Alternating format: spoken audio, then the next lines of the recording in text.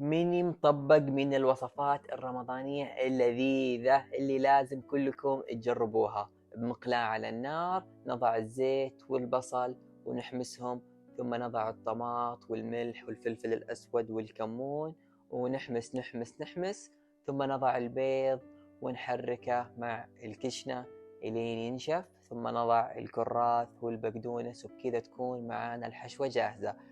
نحشي رقائق المطبق ونلفها على شكل مربعات، ثم نضعها على شكل قلاية الهوائية ونرشها برشة من بخاخ الزيت.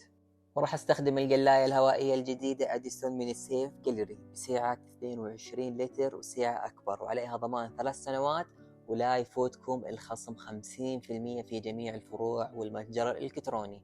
ولو تشوفوا التقمير يا سلام، واحلى مطبق ممكن تسووه بحياتكم، سهل وسريع ولذيذ. وصفة لا تفوتكم في شهر رمضان، لازم تطبقونها.